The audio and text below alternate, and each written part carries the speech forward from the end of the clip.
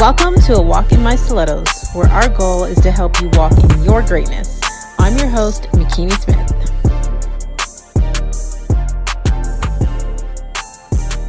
Hey, Faith Walkers. Thank you for taking the time to join us on the A Walk in My Stilettos podcast. We have conversations with amazing women that are letting us step into their stilettos. I get inspired when I see another woman succeeding, but as a mindset coach, what interests me more is her backstory and her mindset on how she got there. Today's guest is about to bless us with her testimony. And since you're already here, you may as well subscribe. Chantal Amsterdam is a wife, a mother of 3 boys.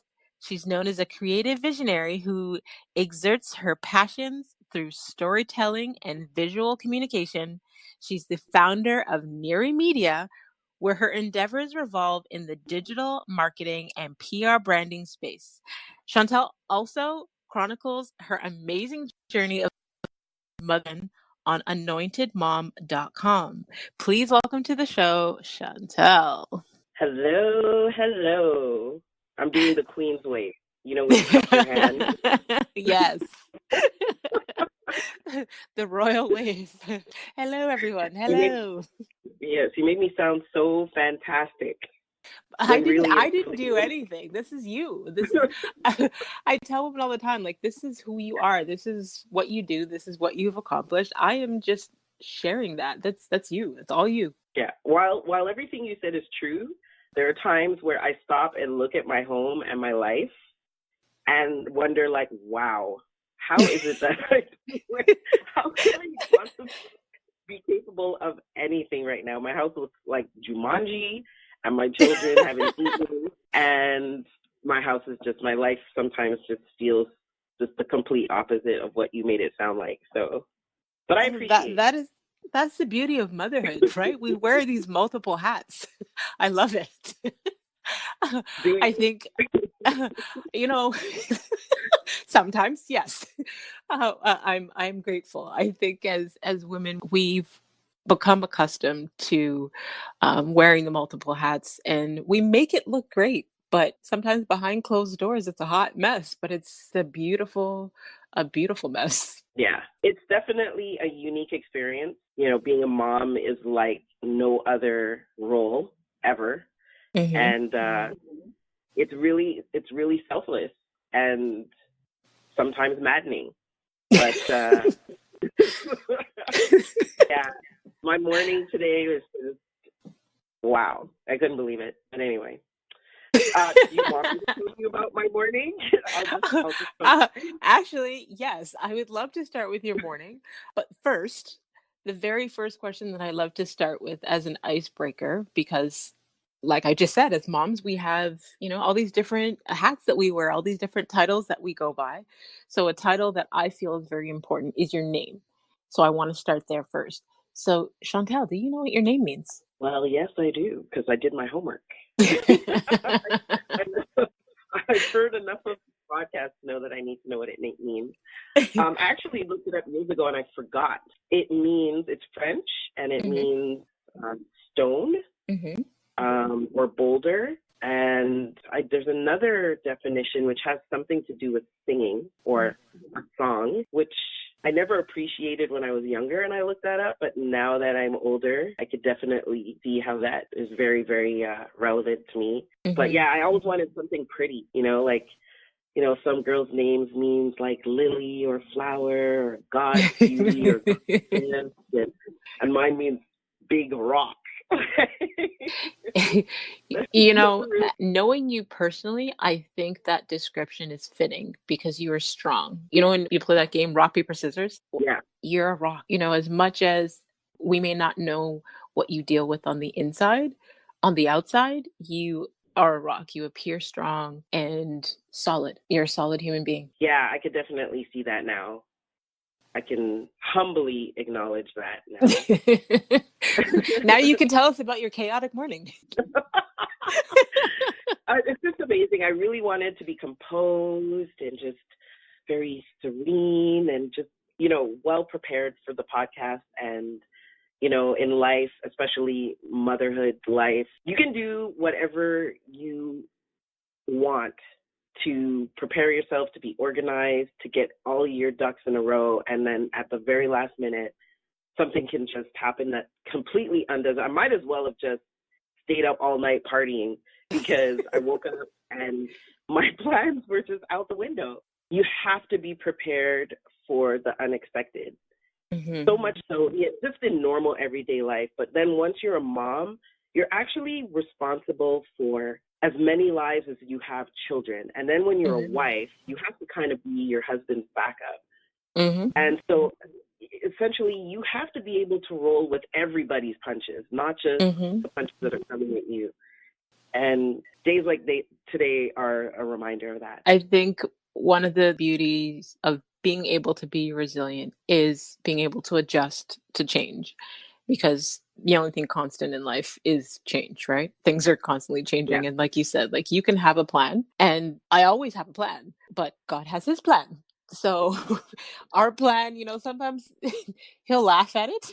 And I think he has an interesting sense of humor, and totally throw our plan out the window sometimes. But hey, we roll with the punches, right? Exactly. Quite often, I think his plan is for you to not stick to a plan, because when you keep setting things up and planning things out, and if it keeps happening exactly the way you want it to all the time, then and you're able to maintain this control, then you start assuming a mindset of That you have independence control. away from him. Yeah, that Mm-hmm. you have control. And, you don't need him, because if we're always in control and we can manifest the outcome all the time, then why do we really need God, right? Mm-hmm. So I think sometimes it is his will that things don't go as planned. And that way you can be like, okay, seriously, God, you got to get me out of this. Mm-hmm. So, yeah, that would definitely be the theme of my story. I definitely believe that God is in control of everything, and he gives us power of choice. And Yeah. I think that sometimes he'll allow things to test us to see the choices that we're going to make. But yeah, he knows everything. What did you want to be when you were a little girl? The first thing I wanted to be was a fashion designer. Because I love to draw. I am a very talented artist. That's pretty much what I spent most of my time doing.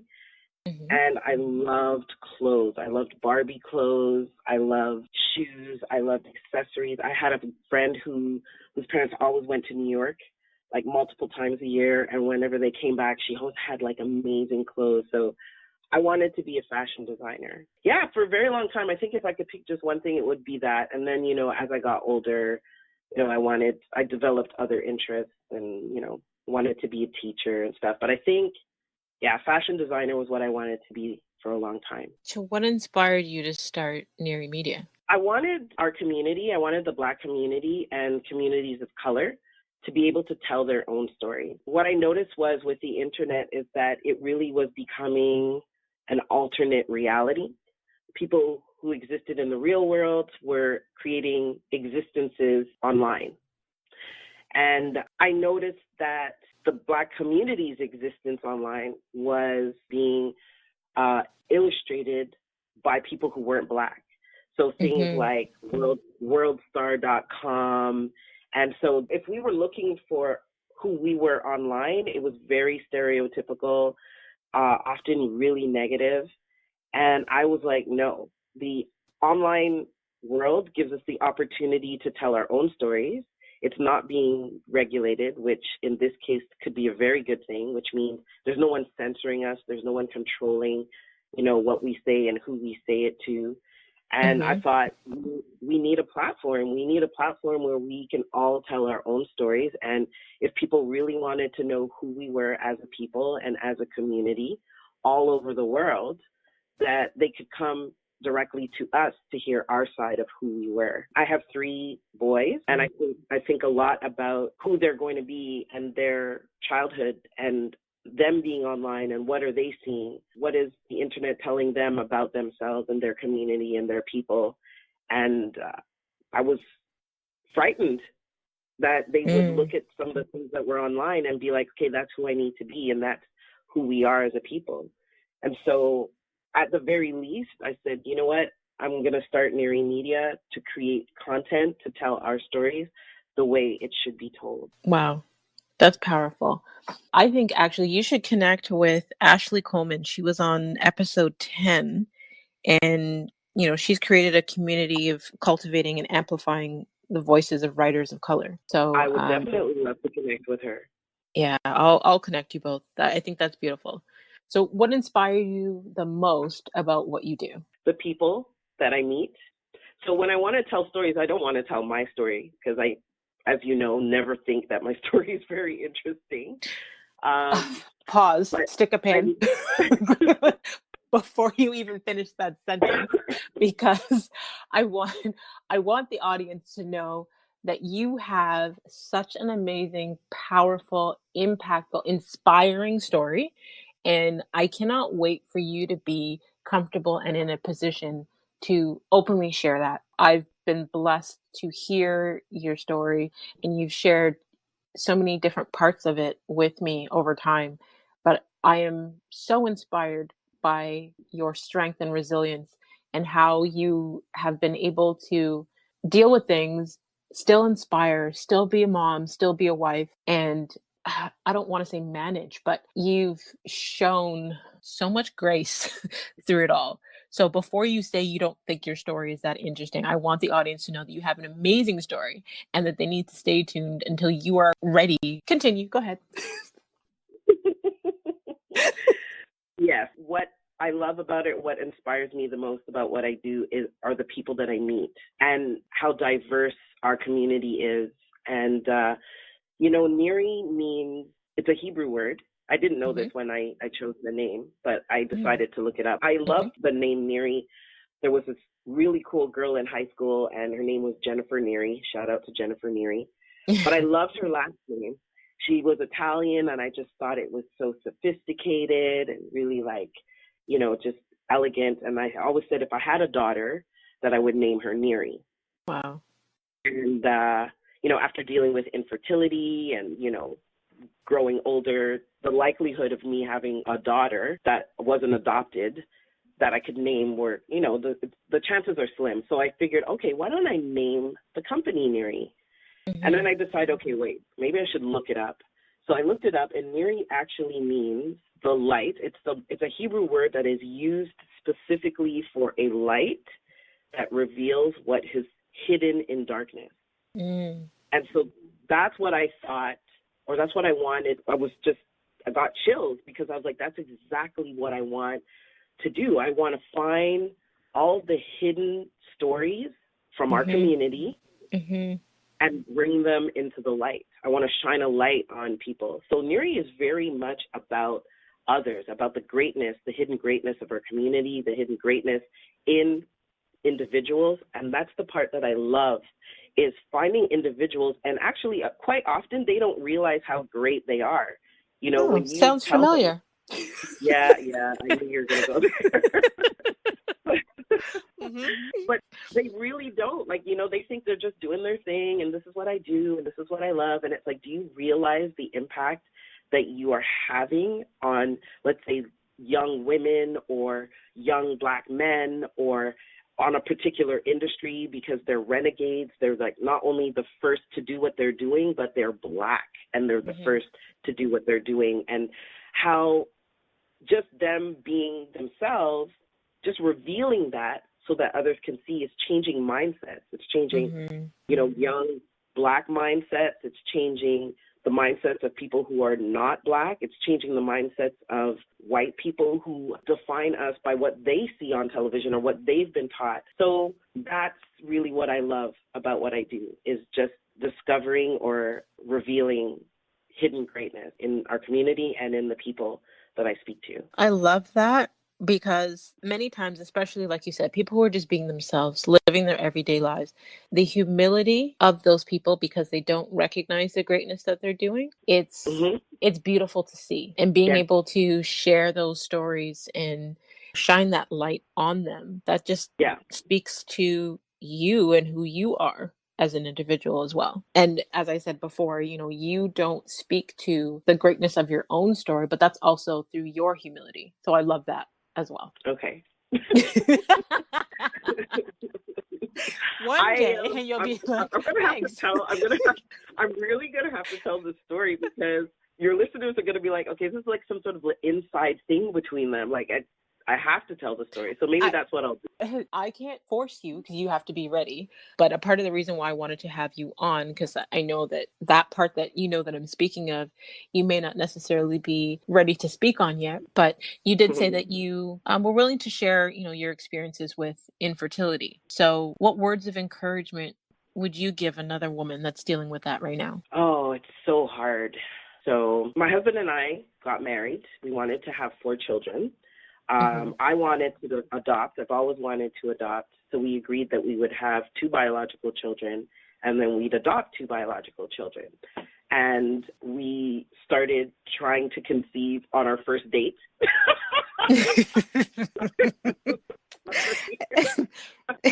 we just knew. It was love at first sight, and we just knew. Like, I knew it was him. He knew I was the one. And after a year of being married, we realized there might be something wrong. And I had been pregnant before, so I just never thought that there would be any issues. He went to the doctor before we got married and was told that there may be some issues with motility, and so that it may take a while, but I figured, let's just nip this in the bud and go see a specialist. So we did, and we filled out a questionnaire. And when we went in to see the doctor kept focusing on me, and she kept asking me questions. And I was kind of getting annoyed because I was like, we're here for him. Like, we know that he's been spoken to about a potential issue, so why does she keep asking me questions? And she started asking me, details on this and details on that. And so in the end, it turned out that I have polycystic ovarian syndrome, which is quite common, but often very just undiagnosed. And what that is, it's a hormonal issue based on the fact that your insulin levels are out of whack. So because your insulin levels are out of whack, your androgens or your male-female hormones sometimes are out of whack, and it just causes this chain reaction where you don't always ovulate, your cycles are off, and it has other effects on you. It affects your energy levels. You may have excessive hair growth. It makes it very difficult for you to lose weight and very easy for you to gain weight. And so it was heartbreaking to realize that it wasn't impossible for me to conceive, but it was going to be a huge challenge. And so what she recommended is that we try to get my ovulation in sync. And so there was a lot of hormone treatments. That didn't work. Then we started doing artificial insemination, and that didn't work. And I think it was after about a year of going through this process, I couldn't do it. I was working overtime because I wanted to make sure that I could make the payments. Infertility treatments are extremely expensive. So I was working ridiculous hours, like 14-hour days, trying to increase our income. And it had such a huge impact on our marriage. It had a huge impact on, my mental health. And then there's the hormones. I mean, you wake up and that day of the month when you have your period, it's like your child died because you're just hoping, praying that, like, I'm going to be pregnant this month. Every month is like you're trying to get pregnant every single month, every 30 days. And it's this emotional roller coaster that you don't share with anybody because you're ashamed. You start thinking, maybe I'm being punished. Maybe God doesn't love me. Maybe I wasn't meant to be a mother. There were times where I told my husband, if you want to get a divorce, I understand. Like, I want you to be a father. I don't want you to have to go through this. So these are the things that women or couples who suffer infertility go through. It's more than the infertility. It's things like not going to your nieces or nephew or godchildren's birthday parties because you don't know if you'll be able to hold it together today. It's things like avoiding the baby section in the department store because you just can't do it, So what I decided to do, I just prayed a lot, and I thought, wait a minute, maybe God is kind of delaying our birth children because he wants us to adopt first. And so my husband and I said, okay, let's stop the infertility stuff. It's just really not working for us. And Like, I didn't think I could survive it, to be honest. And let's pursue adoption. So we decided to do a public adoption. We went through the process. We got approved. And we were told within 5 months that we would be parents, that we'd have a child placed with us for adoption. And I'm just pausing because I realize I'm segueing into the adoption side, and you asked me about the infertility. No, please go ahead, because that was going to be my next question, because you decided to adopt. I wanted you to share what was that process like for you. So go ahead. The process was pretty smooth. We decided to do public adoption because we were aware of how many children of color were in the foster care system, and that many of them never got adopted and pretty much aged out as foster children. And so we figured, let's do that. It's also the solution that's the least expensive. And after spending so much money on infertility, we really didn't want to spend another $60,000 adopting a child from, somewhere else in the world. So it seemed like the best option. My husband's cousin also adopted and fostered, so we got a lot of coaching and encouragement from her. So we went through the process. We were approved, and we were told that within 5 months, for sure, we'd have a child placed with us. We were so excited. We told everyone that we're going to be adopting and we're waiting on a child. And that's what we did. We waited, and we waited, and we waited, and we waited, and nothing. I called our caseworker, and she was like, we don't have any children to place with you. And, I just thought it really strange. And then that in itself was devastating because you've already had the waiting process trying to get pregnant. Now this waiting with the adoption. Yeah. So, it just got to a point where I'd come home from work on a Friday. I dreaded Fridays. Everyone was like, TGIF, yeah, what are you doing this weekend? And I hated Fridays because I wasn't at work, which means I'd be home in our home, which was quiet and always clean. Now I look back on that and I'm like, why was that? But silence was deafening. It was like everyone was looking forward to going home to their families, and I was just going home to this 2-day reminder that I don't have kids. We don't have kids. We don't have a family. And so one day I was at work, and I was just frustrated, just thinking about the whole thing, and I called the society, and I asked to speak to my worker, and her assistant was like, oh, well, she's not here anymore. She's retired. And I said, well, I don't want to understand what's going on. I mean, we were approved 2 years ago. We were told that a child would be placed with us within 5 months, and we haven't heard anything. And so I find it really frustrating. And she's like, oh, I remember you. And she said, oh, you know what? We weren't handed off your file, so I'm going to look into that. But she said, in the meantime, she's like, I saw these 2 kids, and I thought of you guys, but I thought maybe a child had already been placed. And so she goes, would you mind if I handed your file off to another worker? And I was like, by all means. So long story short, our worker retired. Our file slipped through the cracks, and we got a new worker who had told us about these 2 boys. They were brothers, and that she thinks that we'd be a great match. And so I looked at them online. They sent me a link to their profile, and I could not work all day. I fell in love with them instantly.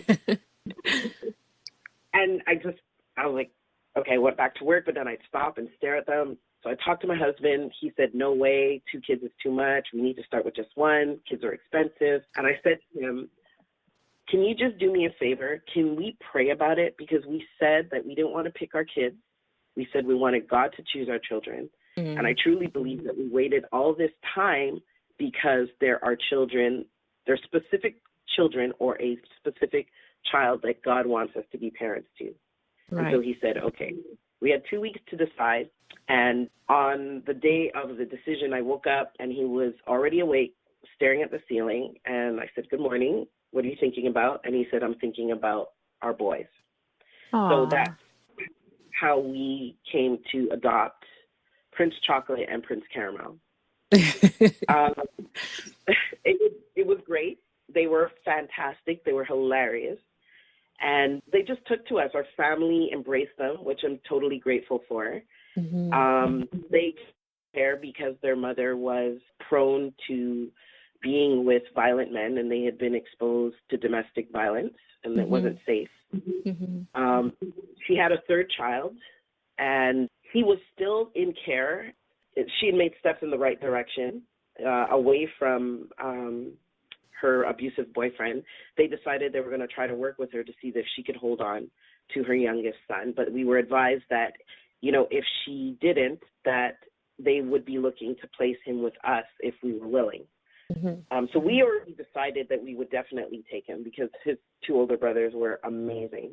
And so by the time we finalized the adoption of the first two boys after they had been placed, I asked about their younger brother, and we were told that their mom was doing well. She had her own apartment. She was enrolled at Ryerson. She wanted to be a social worker, and her intention was to work with women who were physically abused. And I thought, that's amazing. She has her son full time, he's on care. But then I was overwhelmed with this huge guilt because I thought, well, maybe she needed just time. Maybe she didn't need to lose her first two children. And maybe these are not the children that God wanted us to parent, and I felt overwhelmed. I was like, that maybe this isn't the way it's supposed to be. And 30 days later, after that conversation with the worker, I got a call from her. Now, this is after the boys are placed. The adoption's final. I'm no longer involved with children's aid whatsoever. And she called saying that she's coming over with another worker and she needs to speak to me alone, and the other worker is going to take the kids outside to play. And I'm panicking. I'm like, what is this about? And she said, I can't discuss it over the phone, but we are coming there now. So 30 minutes later, I'm sitting down, and I'm just called my husband. He's like, call me as soon as she gets there. I want to know what's going on. She sits me down and tells me that their little brother is dead. It's going to be all over the news, and I have to keep the kids away from the television, and that the parents are being held responsible. So they've been incarcerated, they've been arrested. It was just really, really devastating. And it was unfortunately also an affirmation that, yes, the children were really in danger and everything wasn't okay. So just that alone was really sad, and knowing that we'd have to tell them this story at some point, but I felt, okay, great. You know what? They're with us. They're safe. We've spared them the possibility of that happening to them. And then I'm washing the dishes, and I break a glass. I pause. I turn around. I look at my husband, and I told him she's pregnant. This is 2 months after we find out about what happened to the younger one. And he's like, who's pregnant? What are you talking about? I said, she's pregnant. And he goes, who told you that? I said, I don't know how I know, but I know. And he's looking at me like, okay. Sure enough, a month later, I get a call from our worker saying, we just found out from the facility that she is indeed with child, and she's due to have the child in February. And we haven't done all our homework yet, but if we find that there's no next of kin, you guys will be the obvious choice for placement. She has said that she is not planning to parent the child. Obviously, she can't. She's incarcerated. But she did say that she really would want the child to be placed with your family if you're willing. So we decided, okay, we don't even want to entertain that until the date comes, because if they find out that there are other options, we don't want to be heartbroken. Right. So a month before his due date, they come to us. They said there's no one, that the man that she was with at the time, she said, is not the child's father, and that she had an encounter with a stranger, and that's how she got pregnant. I didn't really believe it. I don't think they really believed it, but that's the story that they were going with, and we said, yes, we'll take him. So he was born on the 12th. He came 2 weeks early and was placed with us on Valentine's Day, and it was amazing to have a newborn. Yeah. He was gorgeous. He was just amazing. He was the refute of everything that I believed during my infertility. He was the proof that God loved me. He was the proof that I was meant to be a mother. He was everything to me. Amen. Yeah, he is just awesome. So we named him Harlem. after the Harlem Renaissance. We were told that, everything should move quickly. Within 3 months, he'll be placed with us for adoption. We were made his foster parents because it was the only way that we could keep him, or else they'd have to place him with another foster family until all the legal stuff was done. Fast forward now, they go to court, and the judge says, well, how do you know that this boyfriend is not the biological father? You can't just take her word for it. You need to do a paternity test. Paternity test says he's the dad. They let him know, and now he's saying that, no, my mother is going to take care of the child. So at this point, he's about 6 months old, and he meets his grandmother. She decides that she wants to put forth a plan to adopt him. Wow. And that's where the nightmare begins. This is what I was referring to earlier in terms of your story. So I'm glad that you're opening up and sharing the full experience with us. Continue, please. Yes. So I've been very apprehensive of telling the story because it's not just my story. Yes, it's, of course. Their story. And I probably shouldn't be telling this story if I haven't told them this story. But my husband and I were very close to telling the story. There's some details, obviously, that I will leave out. But my 2 older children are at an age where there's a lot that they already know about their past and why they ended up in care and why they were adopted. And for my youngest, he's in a position now where he could possibly be exposed to his birth father, who has a very disturbing history of violence. So we're going to be forced to tell him some stuff just to keep him safe and keep him aware. Right. So we meet the grandmother. She's lovely. She's a typical West Indian grandmother. She's awesome. And we think, okay, well, maybe there's a way that this can work. She can have access, but as long as we know that she's not going to enable access between our son and her son, everything should be fine. So we tried mediation. We tried to negotiate different types of access. We also tried to find out from her what she thought of her son, and did she think he was a risk? What did she think about the fact that he was accused of being responsible for the death of a 2-year-old? And, she spoke really good things about him, that this has to be a mistake. He works with children all the time. Anyone who knows him knows he's not violent. He's never done anything violent that she knows of. And we were like, okay, well, maybe this is possible then. We've tried so many different mediations and settlement, and nothing worked. We offered her the sun, moon, and the stars, and for whatever reason, he's over a year old. He knows us as his parents. He knows his siblings as his siblings, and he knows our home as his home. She feels that it's not enough. She has to raise him. And it just didn't sit well with me, because it was like, why? We're supposed to be putting the needs of the child first. If we're giving you the same, we were giving her more access to him than our mothers had, our parents had to him. She would be seeing him more, and it wasn't enough. And so I started to realize maybe this isn't about her. Maybe this is about her getting access to him so that when her son is released, that her son could parent him. Because if she doesn't believe that he's guilty, then she feels that he's being deprived of being a father. Right. Long story short, we couldn't avoid court. I had to get a lawyer, and I delayed and delayed and delayed because I was just holding on to the hope that she was going to settle out of court. And when it was clear that she wasn't, this is where God stepped in. So now I've tried everything in my power to get her to settle. It's not happening. And we're recommended a lawyer. I call that lawyer. He says he's not available. He gives me 3 lawyers to call in this particular order. He said, call these 3 lawyers in this order, and hopefully one of them can take your case. It's about 6 weeks before we're supposed to go to court. And I should have called the lawyer months ago, but because I really believed that God was going to step in and touch her heart, or that I could convince her to settle, more that I could convince her to settle than God would step in. Now we're 6 weeks from trial, and I'm only now hiring a lawyer. Wow. I call all 3 lawyers. The last one, I left a message, and she was the first one to call back. And she's hilarious. She's like, I'm on vacation. What is this about? So I tell her the story, and turns out she's the best child protection lawyer in Toronto. She said, I'm on vacation. I want you to write your entire story from the time you met your husband to today, to the time that you called me. I want to know every single detail about you. You need to email it to me as soon as possible, and then I'll call you back.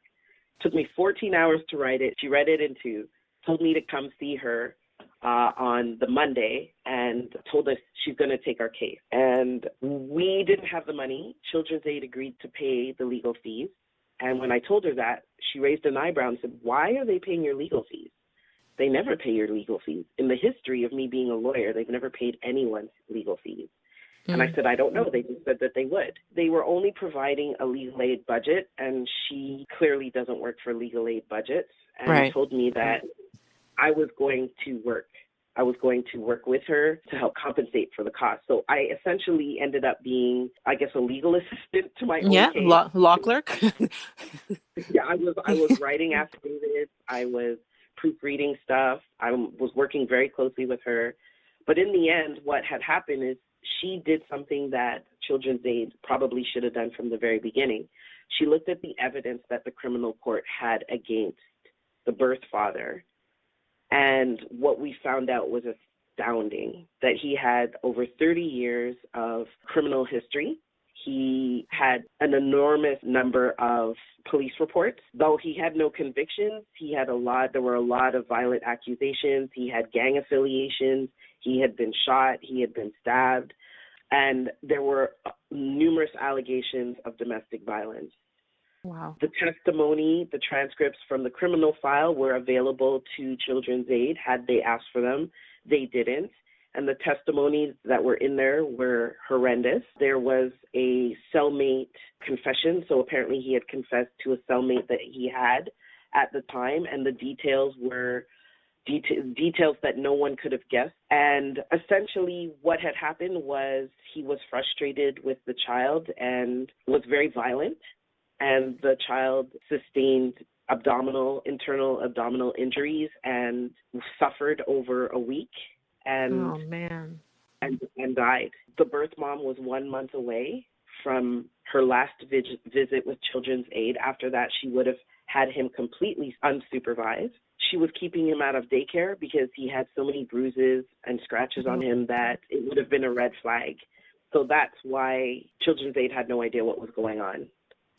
Goodness. And so these are all the things that were revealed to us 6 weeks before the trial. We also found out by asking Harlem, my lawyer told me to ask Harlem, if when he spends time with his birth grandmother, does he talk on the phone? And we found out that she was enabling phone calls, multiple phone calls on the days where she had access to him. And so he was speaking to his birth father who was in prison. Which was against the terms of her access with Children's Aid. Right. So she not only misrepresented who he was and lied on several occasions, but she was enabling and developing a relationship between him and his birth father and denied it. Wow. When we confronted her. So it was insane. From that point on, it was a battle. I learned a lot. I learned a lot about myself. I learned a lot about the legal system. One thing I did learn is that, my lawyer, I'll never forget this quote, but she looked at me and she said, you need to document every conversation.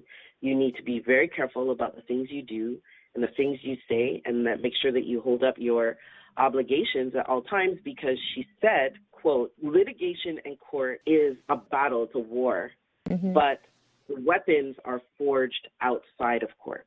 It's not what happens in court that hurts you. It's what happens when you're not in court that hurts you. So you have to always remember that, and I never forgot it. We're being brought into court. She's asking for more access. She's asking for overnights. We finally insist that Children's Aid minimize her access because we know that she's enabling phone calls between them.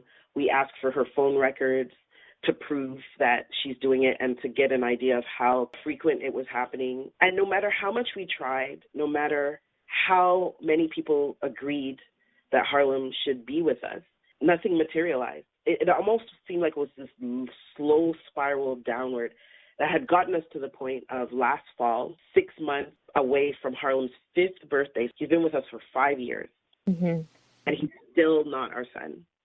Wow. legally still not our son. Wow. And, after all these attempts and just numerous stories and numerous nightmare scenarios, my lawyer says to me, we have to settle out of court. You're scheduled to go back to court in December. And she said, I would be lying to you if I told you there was no way that Harlem could be taken away from you. Oh, my goodness. Is it likely? Probably not, but there is a chance. And the judge that we had, we changed judge so many times, and the judge that we ended up with was a new judge, and she said, we cannot predict what this judge does. Nobody can. And I strongly advise that we try to settle outside of court. So we went back into negotiations, and at this point, after that conversation with my lawyer, I got off the phone, and I was alone. Everyone was gone. I was in the house by myself, and I just broke down. I literally cried for the first time in 5 years, mind you. I cried, and I got on my knees, and I just cried out. Like, I just said, God, I'm scared. I'm so scared right now. And I've never admitted that. I never admitted that I was scared. Maybe once. Because you're a stone. I'm the kind of person, my mother always says, if you don't want things to happen, don't say it. And right, of course. I'm that person who, even though I feel a cold coming on, I'll never say that I have a cold until I'm just flat out in bed sick. So if I don't say that I'm scared, there'll be nothing to be afraid of. That's my mindset. So for me to actually openly say that I am scared in tears was really me just surrendering, because I knew that I had personally done everything that I could. My lawyer was doing everything that she could. Children's aid's lawyer was doing everything that they could. No one could stop the worst from happening except for God. And I had really just finally come to that conclusion. And, after that, I just had this peace, and I just knew that no matter what happened, whether we were able to settle out of court or whether we went to court and we lost and Harlem was placed with his grandmother, that it was going to be okay. I just started, instead of praying for Harlem to stay with us, I started praying for God's will. Whatever your will is, I know is perfect. And I know it may not be what we want, and I know it may hurt in the beginning, but I'm now just praying for your will to be done, because if your will is done, I know Harlem's going to be safe wherever he goes. And if your will is done, then I know my family will heal from losing him. And I know that at some point in my life, I'll look back and I'll know that it was the right thing, whatever it was. And once I had come to grips with that, and I really, truly just surrendered the whole situation to him, there was this amazing peace, and I wasn't stressed. I was just going through the motions, filling out the affidavits, showing up to court dates, and I just knew that everything was going to be okay. My lawyer looked at me one day and said, "Are you all right?" And I was like, "Yeah." She's like, "Because I just handed you this file, which, is something to be concerned about, and you're smiling." And I just looked at her and I said, "You know what?" I told her I started actually exercising my faith. I started being a Christian through living it out and not just, saying it.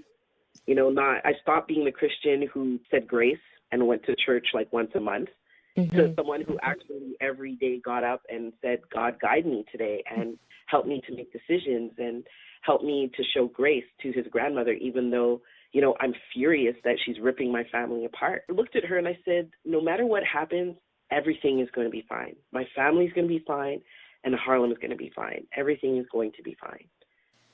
She just kind of rolled her eyes at me like, good grief, don't fall apart on me. So what ended up happening? So maybe less than a week before Christmas was the final court date, and Harlem was placed with us for adoption. There was a court-mandated restraining. Thanks be to God. There was a court-mandated restriction order against his birth father. We settled out of court right before court. The terms are that she sees him once a month. It is unsupervised, but with the restraining order against his birth father, we feel that he'll be safe. I think also his grandmother has a different perspective on who her son is, which I'm very grateful knows for. The details. Yeah, I think there are a lot of things that were revealed to her during this entire process as well.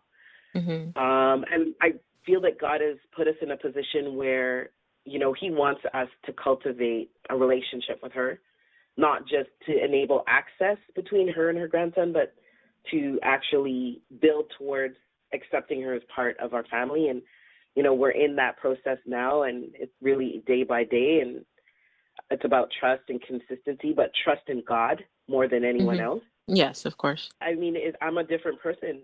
I'm a completely different Yeah, like person. how has that changed your view on life going forward? I'm less of a control freak. uh, situations like this morning where I would have just completely gone into what my son calls sicko mode, where I just completely lose it. I retreat. I seek God and literally say, you need to help me with this situation. Give me strength, give me grace, give me patience and the wisdom to deal with this new scenario that I didn't plan for. And I am fully aware that I'm not alone. God has shown himself to me on so many different occasions that he's real, that his promises are real, that he is there for us, and that he allows us to get into situations so that he can reveal himself to us. A lot of times we end up in scenarios and we're like, why me? What did I do to deserve this? Why am I in this situation? God uses our trials as the canvas that he paints his glory on. And that's what people have to understand, that we never end up in a situation that God doesn't already have a way out for us. We never end up in that situation. And so that's what those trials are for. They're so that we turn to him and so that he shows that he's real, that he shows us and grows us through that situation, and that we build faith and we build strength and resilience. And the next time a trial arises, whether big or small, we're like, I know what this is. There's no longer that fear. There's no longer the anxiety. There's no longer the helplessness, the hopelessness. That doesn't exist in my life anymore. And I truly feel that I can handle anything that comes my way because of it. The truth is, we would not have been able to hide this ordeal from children. And we chose to be very open with them about everything that we were going through, including the fact that there was a chance that we could lose Harlem. And they saw us pray through it. They saw our family gather around us. They saw us put our hands on legal documents and pray over them. And so I think the most valuable thing, or the biggest blessing, is that my children have this concrete, solid foundation in Christ. Like, my kids pray for things now. They pray for what they want. They pray for them to overcome things, hurdles. My son plays basketball, and he prays to do better at practices. My other son is a junior chef, and, he prays for everything. So everything that is scary to them is something that they see as, okay, I need to go to God with this, and God can help me through this, and God will help me through this, because they've seen God at work in our lives, and they've witnessed God getting us through this whole ordeal. And I think that beautiful. is priceless. It's beyond priceless. Like I say this with children all the time. Like, some things are taught and others are caught. Your kids, you think that they're not paying attention to what you do, but they watch everything. And sometimes we feel like our kids aren't old enough to understand what we're doing, but they still see it. Yeah. Sometimes I hear They my see kids recall everything. stories of things when they were so little, and I'm like, oh my God, you remember that? And they Yeah. remember in such detail, and it affects how they act and the things that they do in their belief system. So you just being who you are, and this is what I was speaking to in the beginning, you just being who you are has helped shape, mold, transform, and build the future of these three young men into who they're going to be.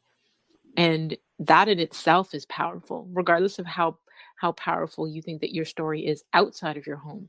Just what you are doing inside of your home is like immeasurable. And with everything that you have experienced, because I knew you before you had your sons.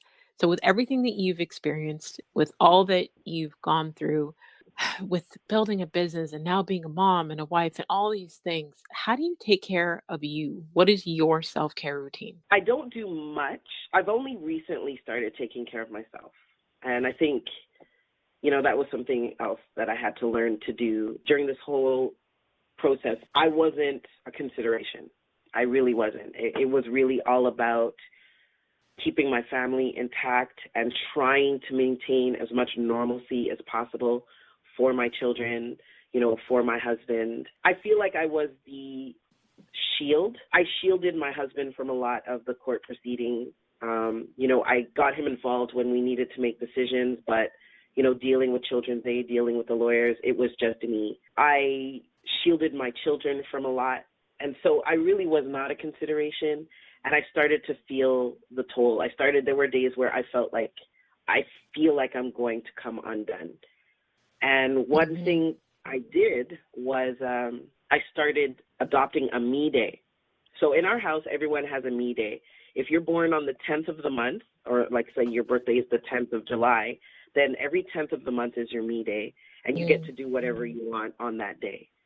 I love that. It teaches them to put themselves first and to think about the things that they want and the things that make them happy and that they are important. So I developed that. And then I decided, you know what? I need a me day every week. I need one day to myself where it's just me and I only think about me and I only do what I want. And so every Saturday is my me day. My husband is in charge. He handles all meals. He handles the kids. He plans their schedule. It's him. Even if I'm in the house and they come to me and say, Mommy, can I have a glass of milk? I will say, ask your father. It's my me day. Yeah. So that has been amazing. It has just forced me to just be like, okay, well, what am I doing this Saturday? So, mani-pedis have happened. I've gone out of town.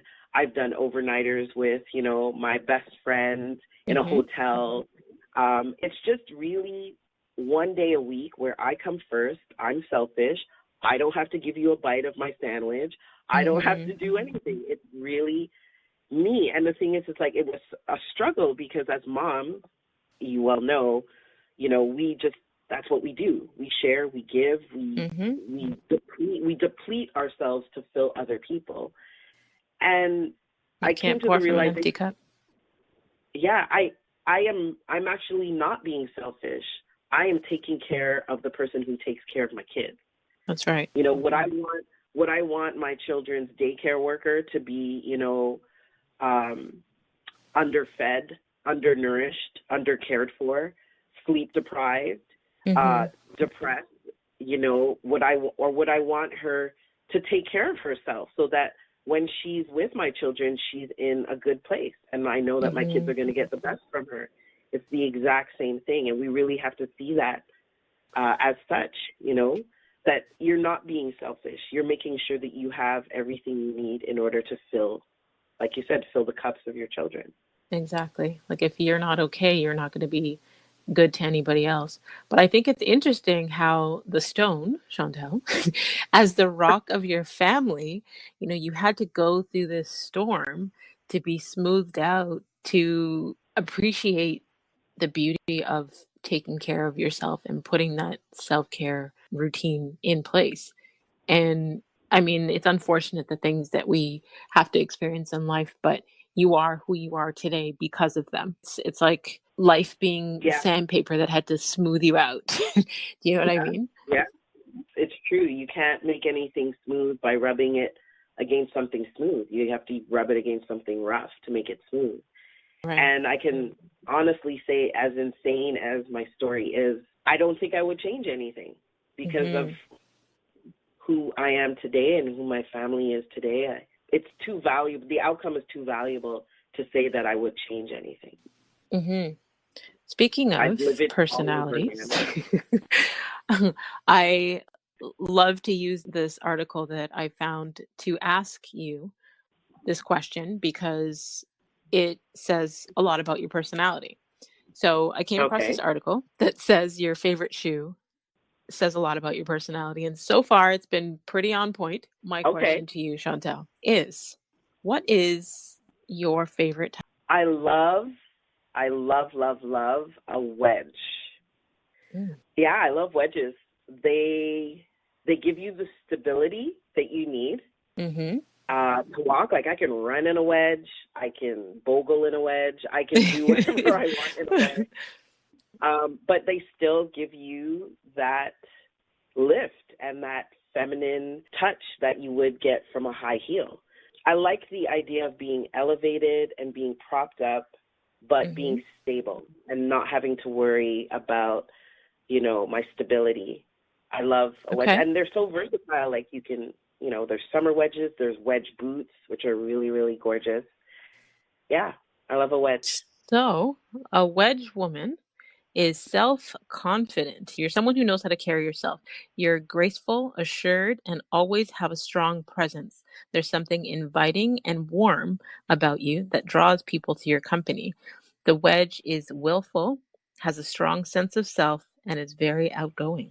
I'd have to Does say that that's about 90% accurate. 90% is good. I'll take it. That's crazy. I'm not always very confident, but I definitely exude confidence. I fake it most of the time. But yeah, I think that's wow. That's awesome. So, Chantal, because we have gone way beyond our normal 45 minutes, I think we've just passed an hour.